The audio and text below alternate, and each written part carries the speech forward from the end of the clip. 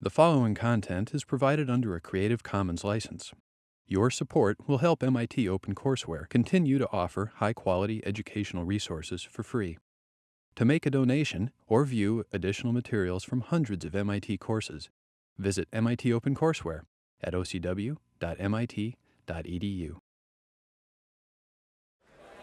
Hey everybody, you ready to learn some algorithms?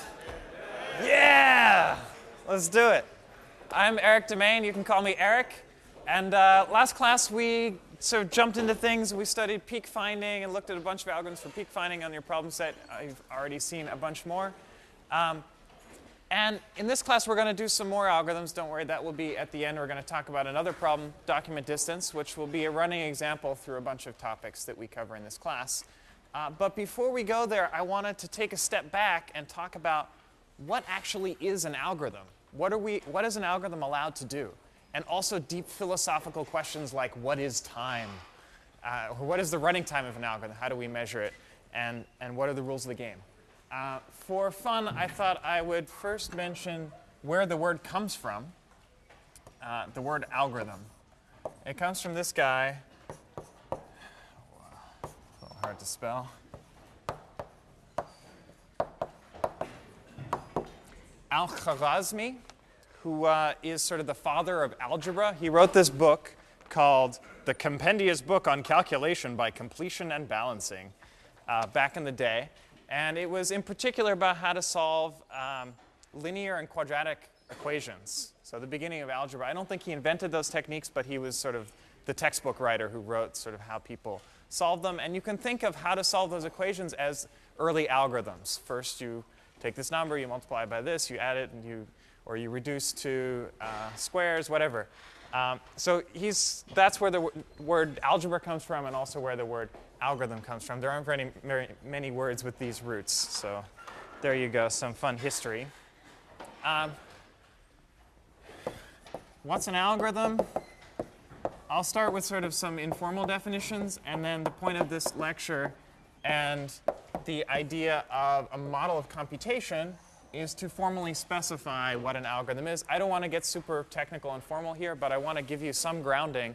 So when we write Python code, when we write pseudocode, we have some idea of what things actually cost. This is a new lecture. We've never done this before in 006, but I think it's important. So at a high level, you can think of an algorithm as just I'm sure you've seen the definition before. It's a way to define computation or a computational procedure for solving some problem.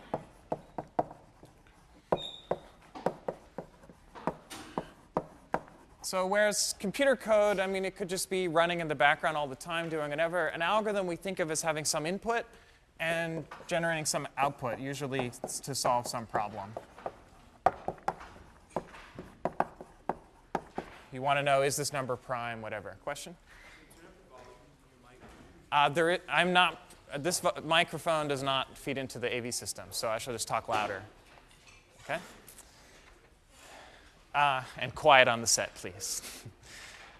Okay, so that's an algorithm. You take some input, you run it through, you compute some output. Of course, computer code can do this too. An algorithm is basically the mathematical analog of a computer program. So if you want to reason about what computer programs do, you translate into the world of algorithms. And vice versa. You want to solve some problem. First, you usually develop an algorithm using mathematics, using this class, and then you convert it into computer code. And this class is about that transition from one to the other. Now, you can draw a picture of sort of analogs. So an algorithm is a mathematical analog of a computer program. Computer program is built on top of a programming language. It's written in a programming language.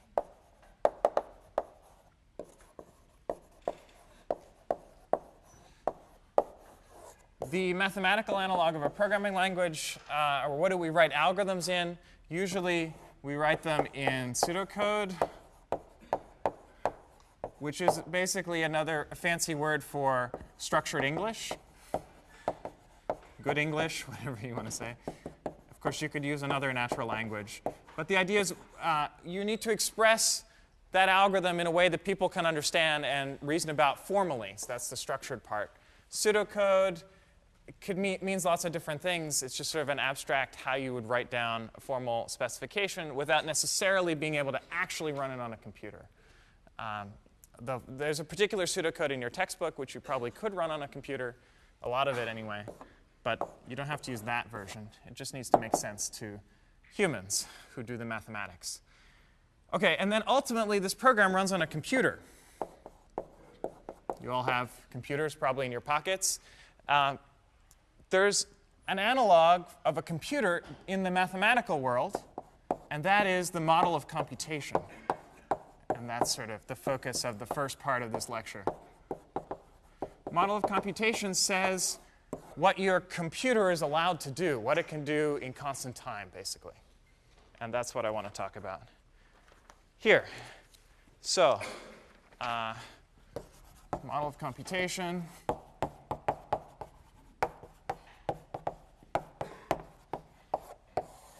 Specifies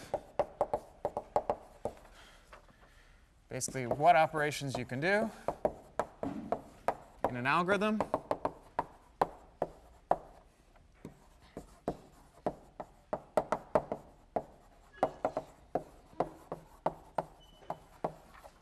and how much they cost. This is the what is time.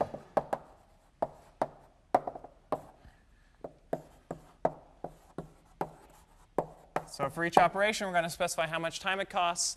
Then an algorithm does a bunch of operations. They're combined together with control flow, for loops, if statements, stuff like that, which we're not going to worry about too much. But obviously, we'll use them a lot.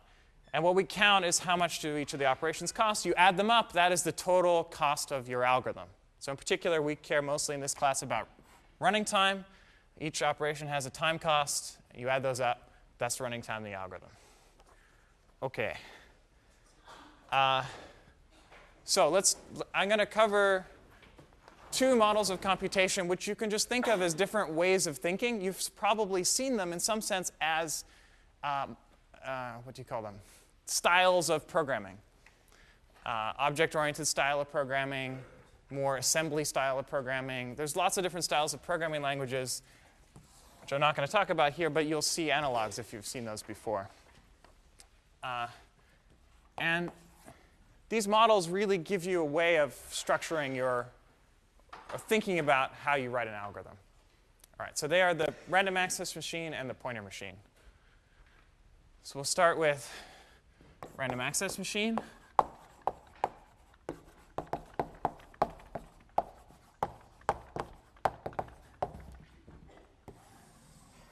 Okay, also known as the RAM.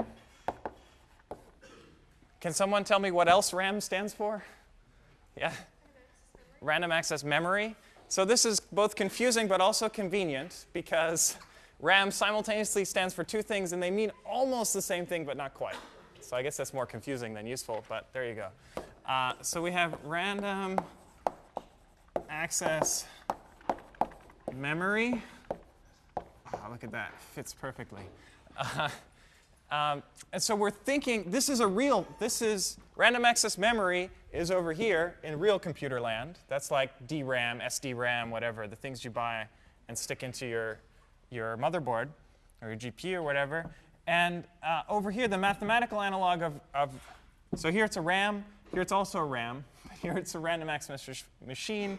Here it's a random access memory. It's technical detail. But the idea is, if you look at RAM that's in your computer, it's basically a giant array, right? You can go from 0 to, I don't know, a typical chip these days is like 4 gigs in one thing. So you can go from 0 to 4 gigs. You can access anything in the middle there in constant time. To access something, you need to know where it is. That's random access memory. So that's an array. So I'll just draw a big picture. Here's an array. Now, RAM is usually organized by words. So these are a machine word, which we're going to put in this model. And then there's address 0, address 1, address 2.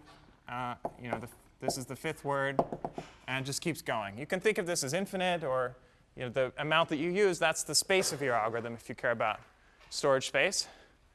So that's basically it. Okay, now this is the memory side of things. How do we actually compute with it? It's very simple. We just say, in constant time, an algorithm can basically read in or load a constant number of words from memory, do a constant number of computations on them, and then write them out. It's usually called store.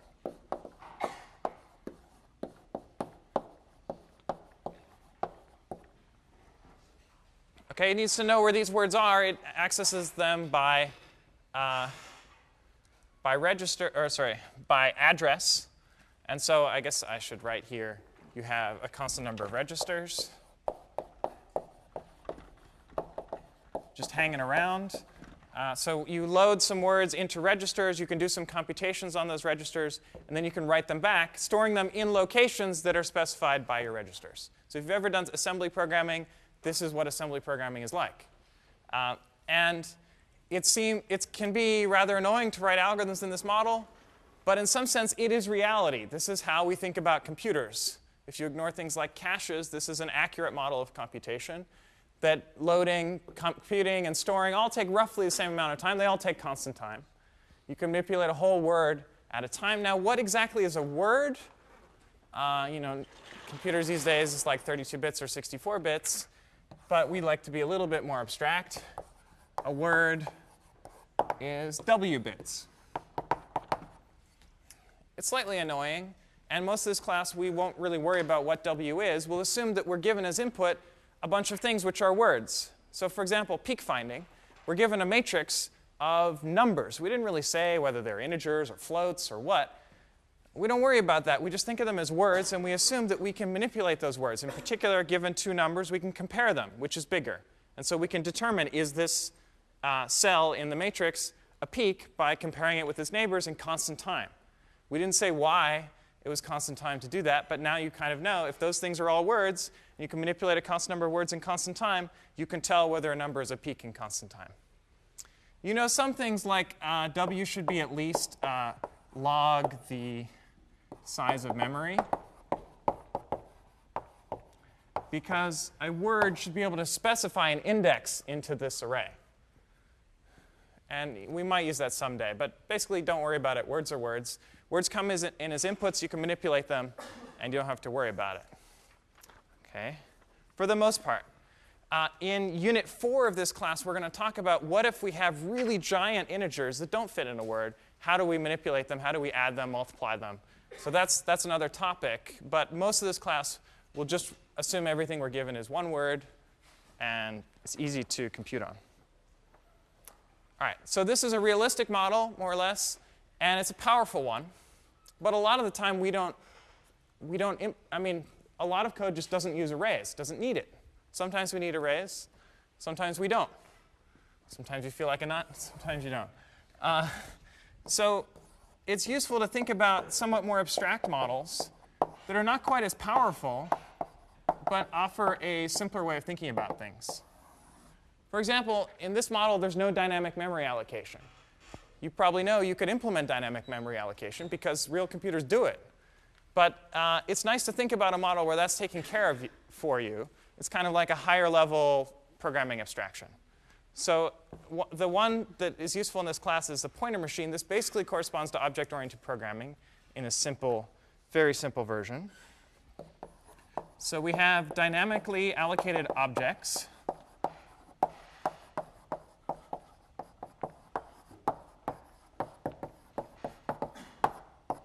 And an object has a constant number of fields. And a field is going to be either a word.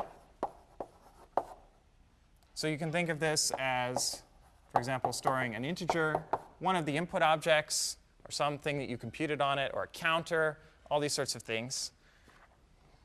Or a pointer.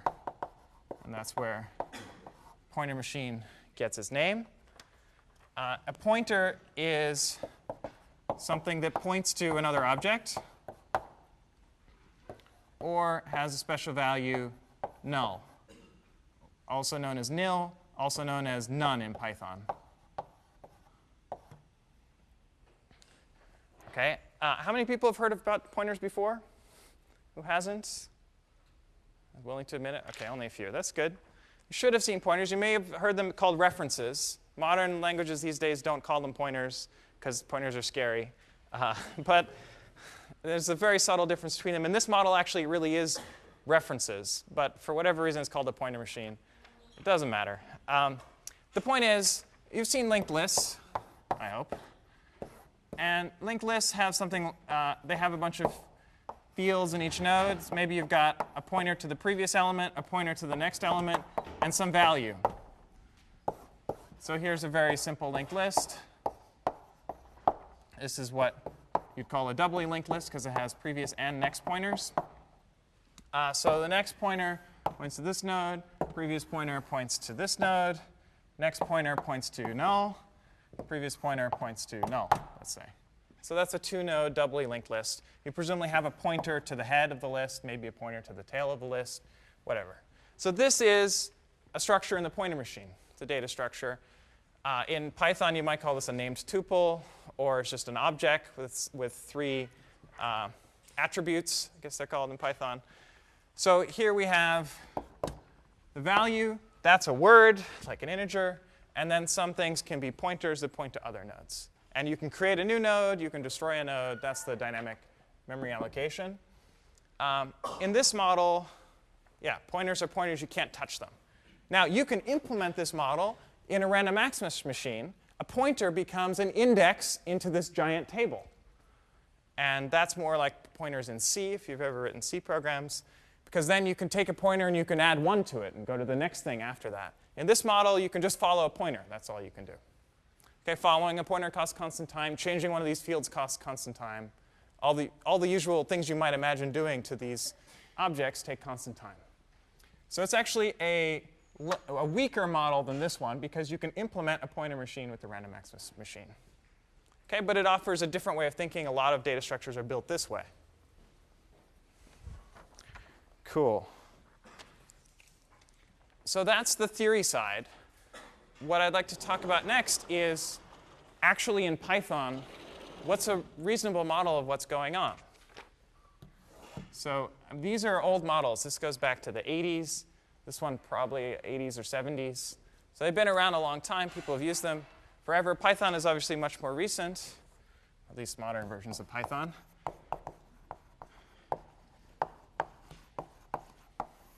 And it's the model of computation in some sense that we use in this class because we're implementing everything in Python.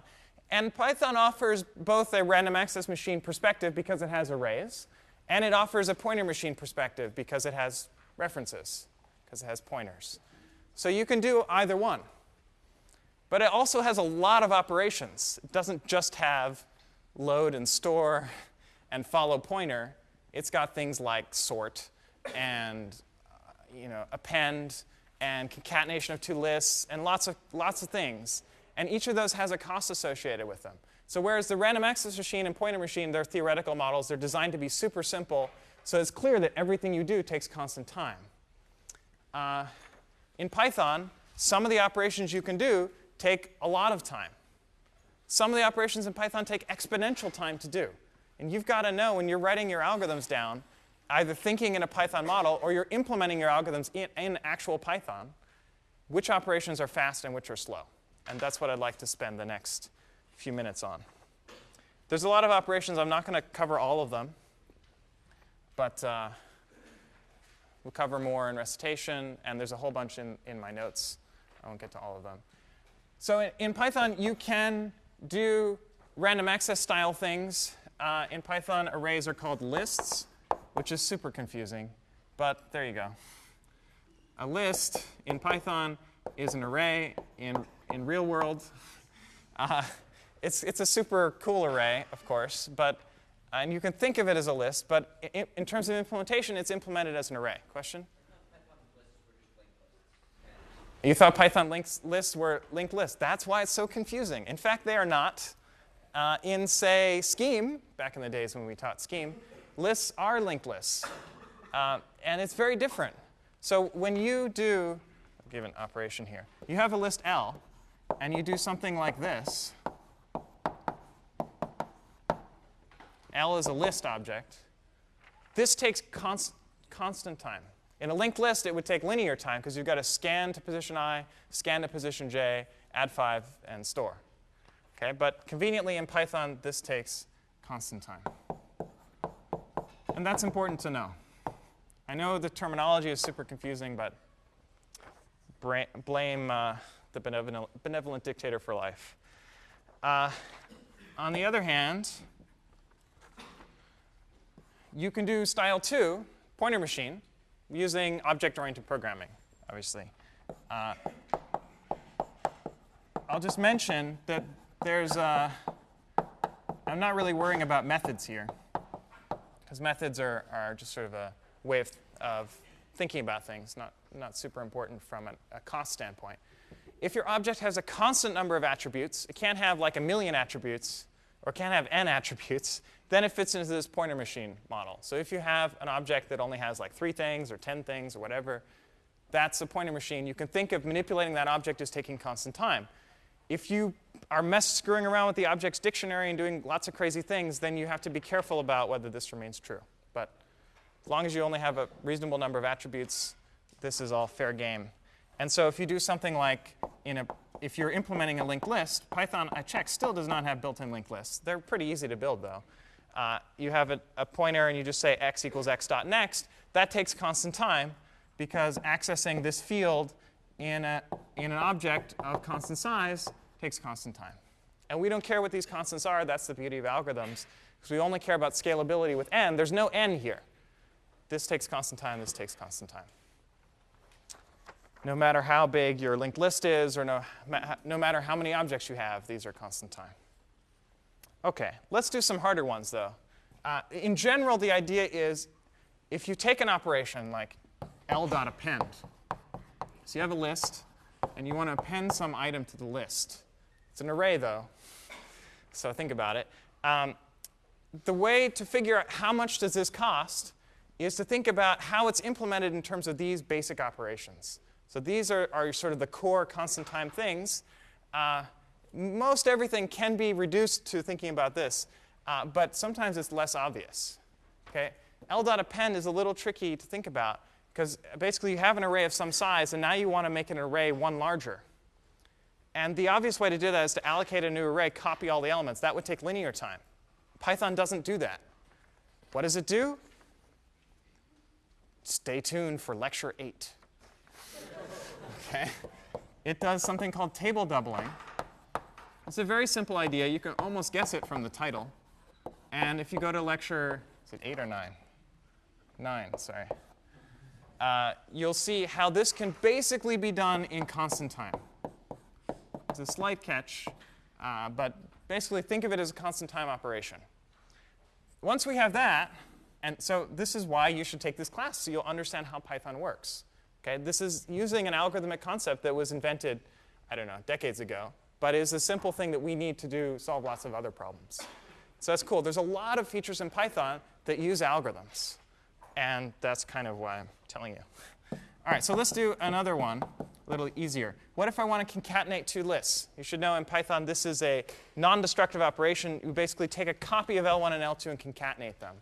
Of course, they're arrays. The way to think about this is to re-implement it as Python code. This is the same thing as saying, well, L is initially empty, and then for every item x in L1, L.append x. And a lot of the times in documentation for Python, you see this sort of here's what it means, especially in the fancier features. They give sort of an equivalent simple Python, if you will. This doesn't use any fancy operations that we haven't seen already. So now we know this takes constant time. This append takes constant time. And so the amount of time here is basically order the length of L1. And the time here is order the length of L2. And so in total, it's order, I'm going to be careful and say 1 plus length of L1 plus length of L2. The 1 plus is just in case these are both 0. It still takes constant time to build an initial list. OK, so there are a bunch of operations that are written in these notes. I'm not going to go through all of them because they're tedious. But if you just, a lot of them you can just expand out code like this, and it's very easy to analyze. Whereas you just look at plus, you think, oh, plus is constant time. And plus is constant time if this is a word and this is a word. But these are entire data structures. And so it's not constant time. All right? There are more subtle, fun ones to think about, like if I want to know, is x in a list? How does that happen?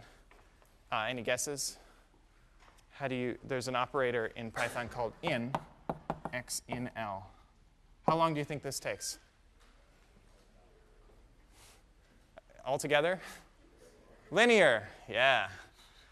Linear time. In the worst case, you're going to have to scan through the whole list. Lists aren't necessarily sorted. We don't know anything about them.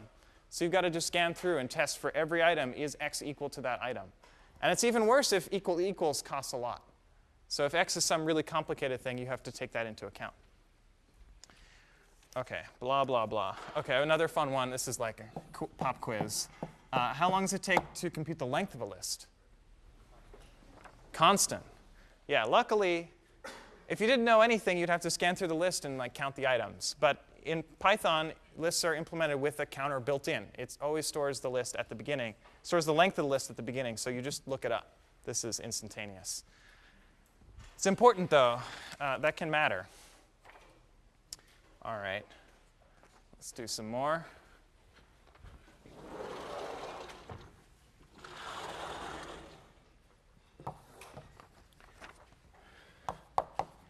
What if I want to sort a list? How long does that take?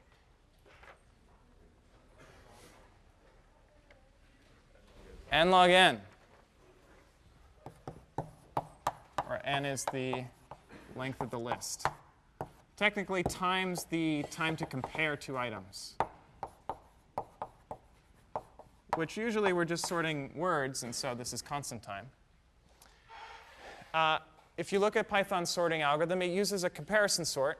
This is the topic of lectures 3 and 4 and 7. But in particular, the very next lecture, we will see how this is done in n log n time.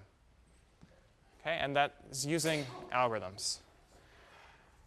All right, let's go to dictionaries.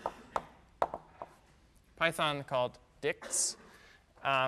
And these let you do things. They're generalization of lists in some sense. Instead of putting just an index here, an integer, between 0 and the length minus 1, you can put an arbitrary key and store a value, for example. How long does this take?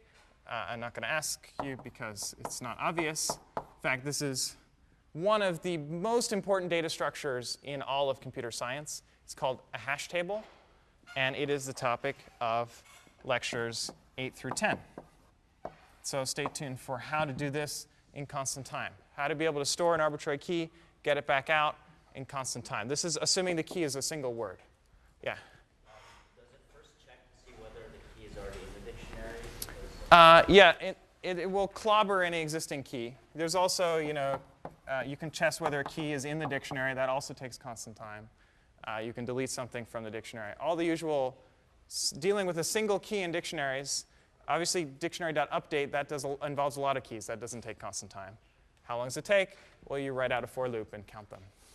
How can you see whether the key is in the dictionary in constant time? How do you do this in constant time? Come to lecture 8 through 10. I should say a slight catch, which is this is constant time with high probability. It's a randomized algorithm. It doesn't always take constant time. It's always correct. But sometimes, very rarely, it takes a little more than constant time. And I'm going to abbreviate this WHP. And we'll see more what that means, mostly actually in 6046. But we'll see a fair amount in 6006 on how this works and how it's possible. It's a big area of research. A lot of people work on hashing. It's very cool. And it's super useful. If you write any code these days, you use a dictionary. It's the way to solve problems.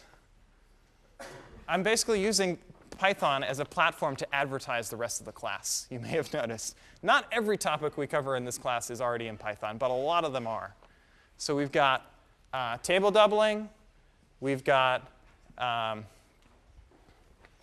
dictionaries. We've got sorting. Another one is longs, which are long integers in Python through version 2. And this is the topic of lecture 11.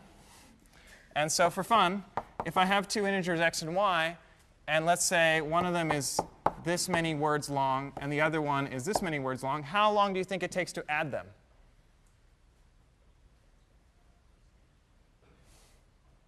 Guesses?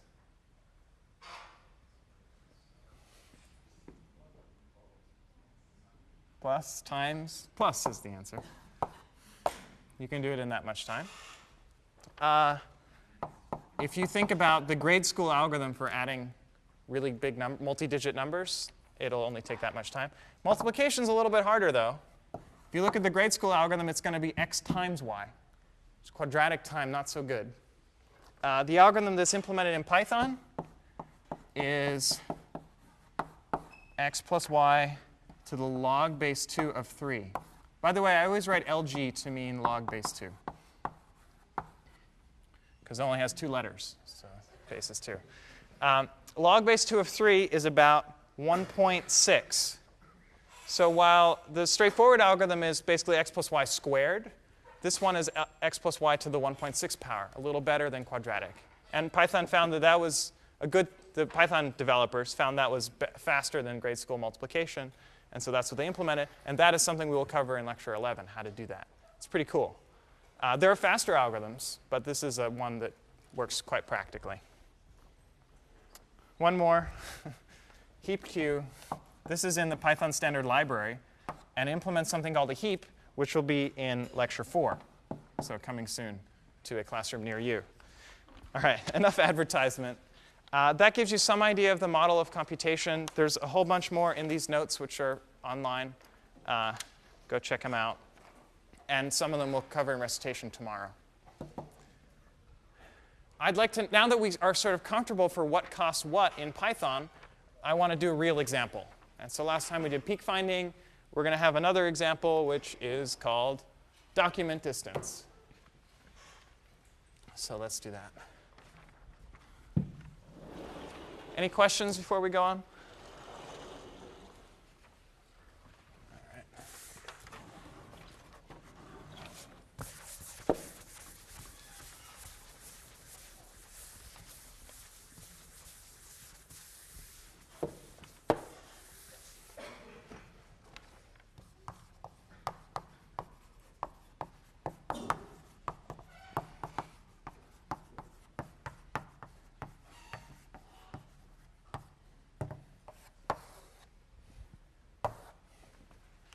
So document distance problem is I give you 2 documents.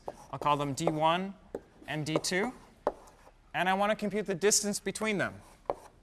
And the first question is, what does that mean? What is this distance function? OK, let me first tell you some motivations for computing document distance. Let's say you're Google and you're cataloging the entire web. You'd like to know when 2 web pages are basically identical. Because then you store less. And because you present it differently to the user, you say, well, there's this page, and there's lots of extra copies, but you just need, here's the canonical one. Or your Wikipedia, and I don't know if you ever looked in Wikipedia, there's a list of all mirrors of Wikipedia. There's like millions of them. And they find them by hand, but you could do that using document distance. Say, are these basically identical other than like some stuff at the beginning or the end? Or if you're teaching this class and you want to detect our 2 problem sets cheating, are they identical? We do this a lot. I'm not going to tell you what distance function we use, because that would defeat the point. It's not the one we cover in class. But we use automated tests for whether you're cheating. I've got some more. Web search. Let's say you're Google again, and you want to implement searching. Like I give you 3 words. I'm searching for introduction to algorithms. You can think of introduction to algorithms as a very short document. And you want to test whether that document is similar to all the other documents on the web. And the one that's most similar, the one that has the smallest distance, that's maybe what you want to put at the top. That's obviously not what Google does, but it's part of what it does. So that's why you might care. It's partly also just a toy problem. It lets us illustrate a lot of the techniques that we develop in this class. All right. I'm going to think of a document as a sequence of words. Just to be a little more formal, what do I mean by a document? And a word is just going to be a string of alphanumeric characters, okay, A through Z and 0 through 9. Okay, so if I have a document, which you also think of as a string, and you basically delete all the white space and punctuation, all the other junk that's in there, everything in between those are the words. Okay, that's a simple definition of decomposing documents into words. And now we can think about, well, I want to know whether D1 and D2 are similar, and I've thought about my document as a collection of words. Maybe they're similar if they share a lot of words in common. So that's the idea. Look at shared words and use that to define document distance. This is obviously only one way to define distance. It'll be the way we do it in this class, but there are lots of other possibilities. So I'm going to think of a document. It's a sequence of words, but I can also think of it as a vector. So if I have a document D and I have a word W, this D of W is going to be the number of times that that word occurs in the document. So number of occurrences of W in the document D. So it's a number, it's an integer, non-negative integer. Could be 0, could be 1, could be 1,000,000. Okay, and I think of this as a giant vector. The vector is indexed by all words. And for each of them, there's some frequency. A lot of them are 0, and then some of them have some positive number occurrences. Okay, you can think of every document as being one of these plots in this common axis of, there's infinitely many words down here, so it's kind of a big axis, but it's one way to draw the picture. Okay, so for example, take two very important documents. Everybody likes cats and dogs. So these are 2 Word documents. And so we can draw them, because there's only 3 different words here, we can draw them in 3-dimensional space. Beyond that, it's a little hard to draw. So we have, let's say, let's say this one's the, makes it easier to draw. So there's going to be just 0 here and 1 for each of the axes. Let's say this is dog, and this is cat. OK, so the cat has one the, it has one cat and no dog, so it's here. It's a vector pointing there. The dog, you've got basically pointing there. OK, so these are 2 vectors. So how do I measure how different 2 vectors are? Any suggestions from vector calculus?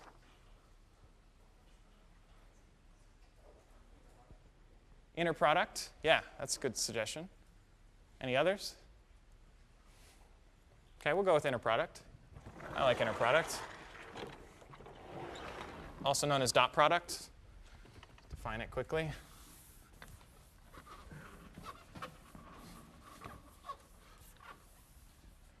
So we could, I'm going to call this D prime, because that's not what we're going to end up with. You could think of this as the dot product of D1 and D2, also known as the sum over all words of D1 of W times D2 of W. OK, so for example, you take the dot product of these 2 guys. The thes match, so you get 1 point there. Cat and dog multiplied by 0, so don't get much there. So this is some measure of distance. But it's a measure of commonality. So it would be sort of inverse distance, sorry. If you have a high Dot product, you have a lot of things in common, because a lot of these things it wasn't 0 times something. It was actually a positive number times some positive number. If you have a lot of shared words, then that looks good. The trouble with this is if I have a long document, say 1,000,000 words, and it's 99% in common with another document that's 1,000,000 words long, it's still, it looks super similar. Actually, I need to do it the other way around. Let's say it's a million words long, and half of the words are in common. So not that many, but a fair number. Then I have a score of like 500,000. And then I have 2 documents which say are 100 words long, and they're identical. Their score is maybe only 100. So even though they're identical, it's not quite scale invariant. Right? So it's not quite a perfect measure. Any suggestions for how to fix this? This, I think, is a little trickier. Yeah? Divide by the length of the vectors. I think that's worth a pillow. I haven't done any pillows yet.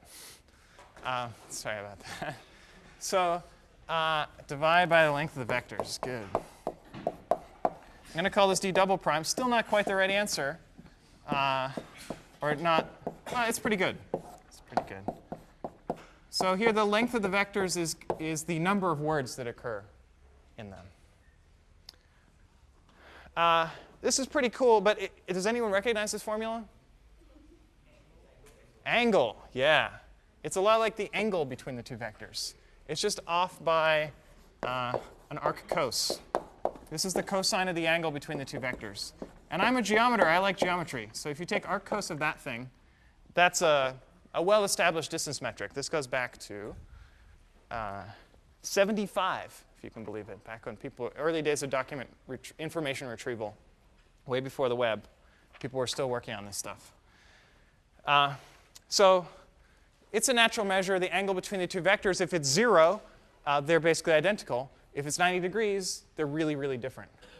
And so that gives you a nice way to compute document distance. The question is, how do we actually compute that measure? Now that we've come up with something that's reasonable, how do I actually find this value?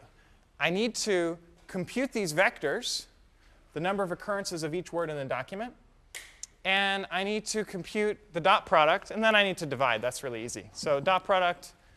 I also need to decompose a document into a list of words. So there are 3 things I need to do. Let me write them down.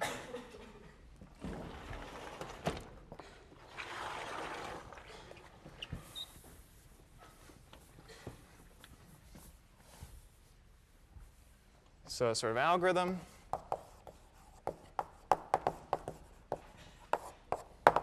One, split a document into words. Second is compute word frequencies, how many times each word appears. This is the document vectors. And then the third step is to compute the dot product.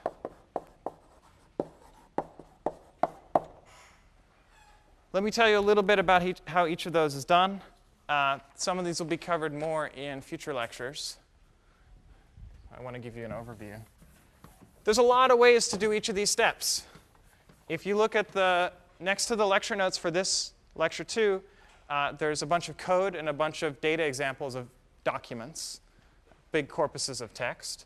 And you can run, I think there are 8 different algorithms for it. And let me give you, actually, why don't I cut to the chase a little bit and tell you about the runtimes of these different implementations of this same algorithm. There are lots of sort of versions of this algorithm. We implemented a whole bunch. Every semester I teach this, I change them a little bit more, add a few more variants. So version 1, on a particular pair of documents, which is like a megabyte, not very much text, it takes 228.1 seconds. Super slow. Pathetic. Then we do a little bit of algorithmic tweaking. We get down to 164 seconds. Then we get to 123 seconds. Then we get down to 71 seconds. Then we get down to 18.3 seconds. Then we get to 11.5 seconds. Then we get to 1.8 seconds. Then we get to 0.2 seconds. So factor of 1,000. This is just in Python. 0.2 of a second to process a megabyte. It's all right. It's getting reasonable. This is not so reasonable. Some of these improvements are algorithmic. Some of them are just better coding.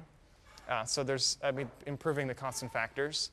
But if you look at larger and larger texts, this will become even more dramatic, because a lot of these were improvements from quadratic time algorithms to linear or n log n algorithms. And so for a megabyte, yeah, it's a reasonable improvement. But if you look at a gigabyte, it'll be a huge improvement. There'll be no comparison. In fact, there will be no comparison because this one will never finish. So the reason I ran such a small example is so I could have patience to wait for this one.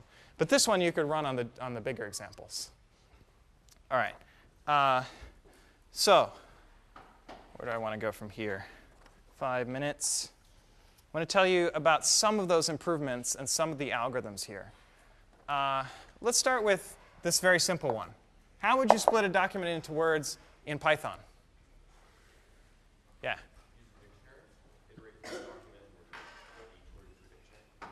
Iterate through that. That's actually how we do number 2. OK, we can talk about that one. Iterate through the words in the document and put it in a dictionary. Let's say count of word plus equals 1. This would work if count is something called a count dictionary, if you're super Pythonista. Otherwise, you have to check, is the word in the dictionary? If not, set it to 1. If it is there, add 1 to it. Okay? But I think you know what this means. This will count the number of words. This will count the frequency of each word in the dictionary. And because dictionaries run in constant time with high probability, this will take order, cheating a little bit, because words can be really long. And so to reduce a word down to a machine word could take order the length of the word time. Okay, be a little more precise. This is going to be the sum of the lengths of the words in the document, which is also known as the length of the document, basically. So this is good. This is linear time with high probability. Okay, that's a good algorithm. That is introduced in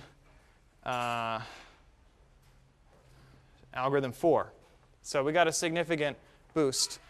There are other ways to do this. For example, you could sort the words and then run through the sorted list and count how many do you get in a row for each one. If it's sorted, you can count. All the identical words are put right next to each other, so it's easy to count them. And that'll run almost as fast. That was one of these algorithms. OK, so that's a couple different ways to do that. Let's go back to this first step. How would you split a document into words in the first place? Yeah. Run through the string, and every time you see anything that's not an alphanumeric, start a new word. OK, that will run in linear time. That's a good answer. So it's not hard. If you're fancy Pythonista, you might do it like this.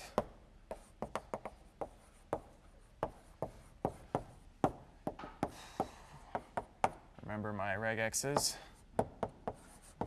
OK, this will find all the words in a document.